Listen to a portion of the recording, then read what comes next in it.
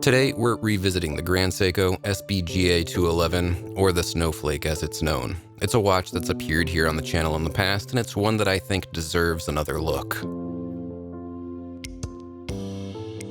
It is one of the most popular and best-selling watches in the Grand Seiko catalog, and it's a watch collector's fan favorite. So it's definitely time to go back and take a closer look at this fantastic watch.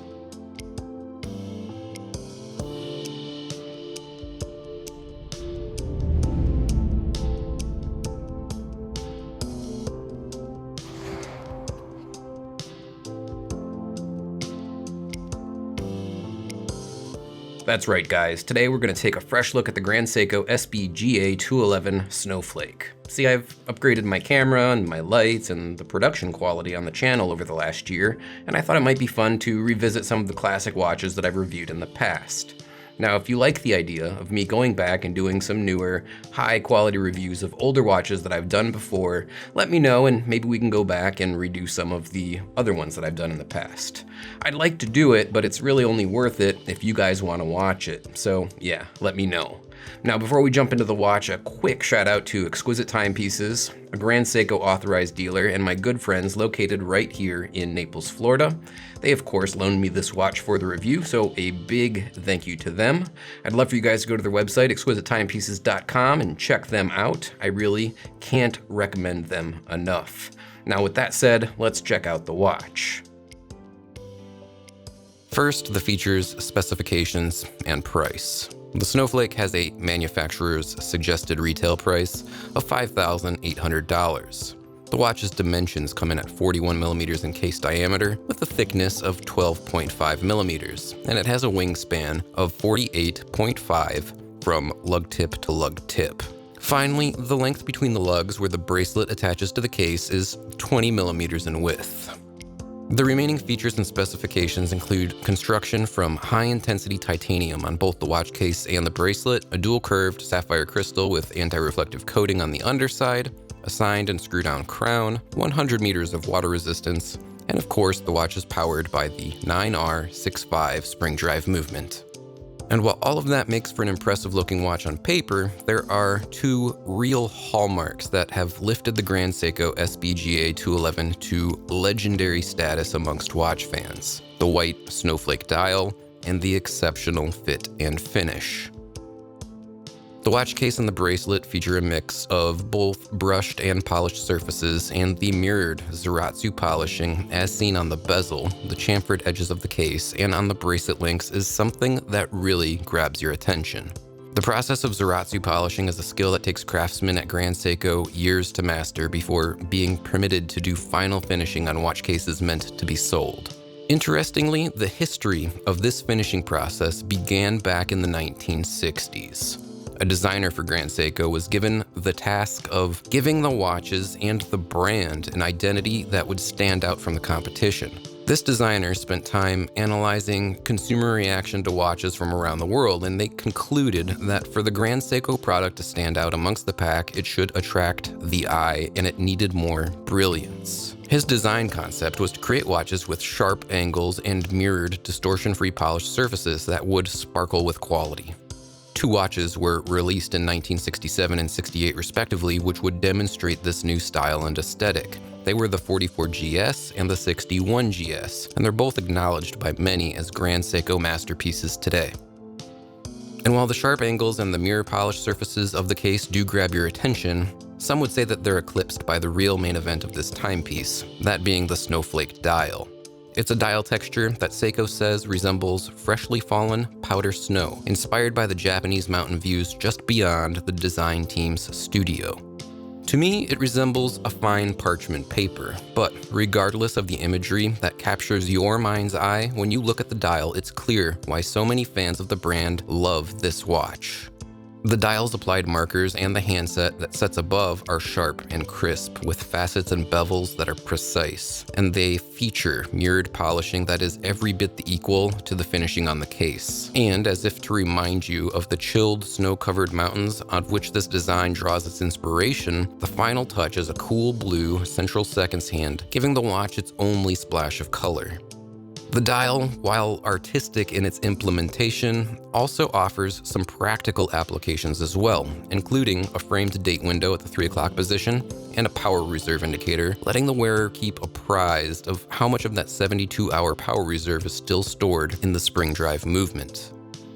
The spring drive 9R65 movement powering this watch is an innovation that's decades in the making. It's a movement that was first conceived in the late 1970s and not released commercially until 1999 in the Japanese market limited edition manual wind watches from both Creator and Seiko. The first non-limited edition models were released in Japan in 2002, and it wasn't until 2005 that the first automatic spring drive watches were released, which also marks the introduction of the movement outside of the Japanese domestic market. The 9R65 caliber movement found in this watch is one of the latest and the most sophisticated versions of the spring drive movement. It offers 72 hours of power reserve, has a Grand Seiko signed and decorated automatic self-winding rotor, and it boasts an accuracy of plus or minus 15 seconds per month on average. The nicely decorated movement is viewable from the sapphire crystal display case back, and because of how the spring drive regulates timekeeping, you're presented with that perfectly smooth, sweeping seconds hand motion that you just won't find on a typical mechanical or automatic timepiece.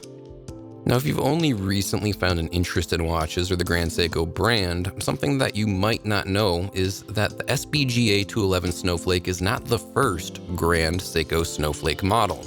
In 2017, Seiko decided to change its branding and its image and further separate its higher-tier luxury watches from the more affordable Seiko line of watches. Prior to that, there existed a Grand Seiko Snowflake with the reference number SBGA211, and while the watch is functionally the same, it had a slightly different dial, as did all Grand Seiko watches before the rebranding.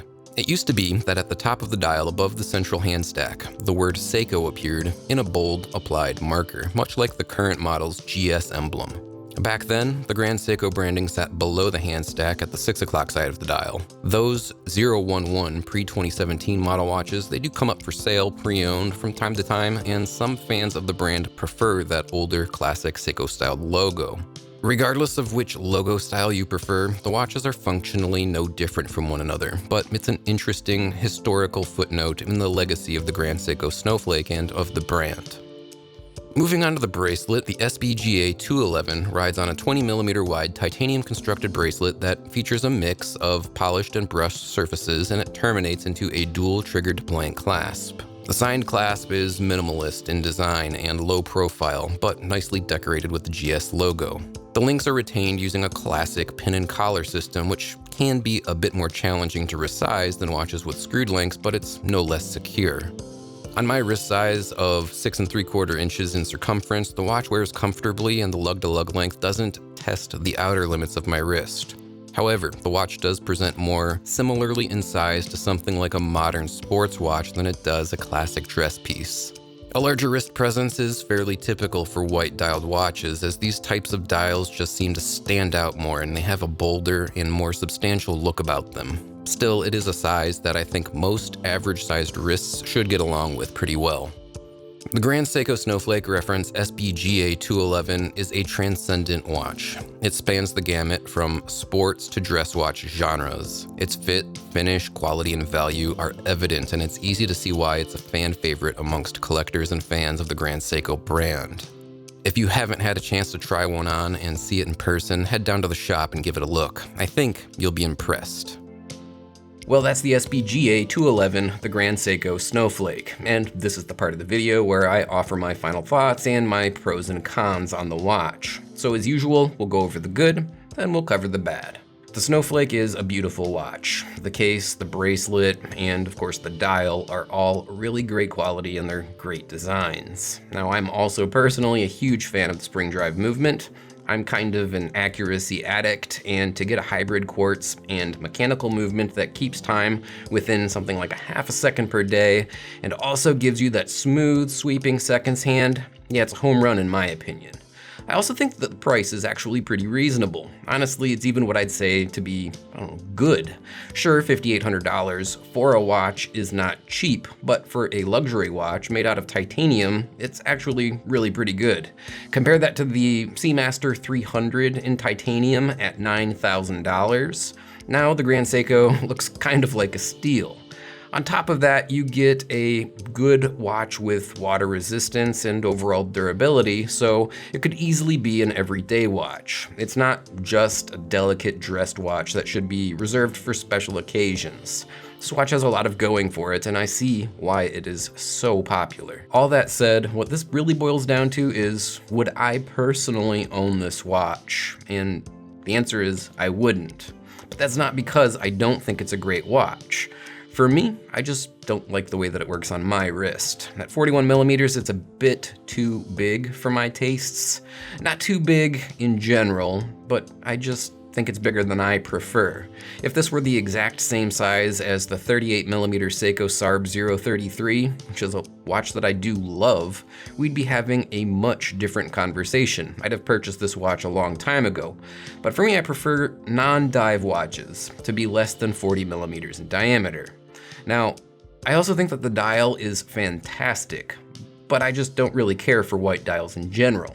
And again, it comes down to personal taste, and for me, I don't know that I'll ever own a white dialed watch, even if it is the best white dial out there, which this one pretty much is. Now, my negatives about this watch are almost all subjective, and they apply to my sense of style.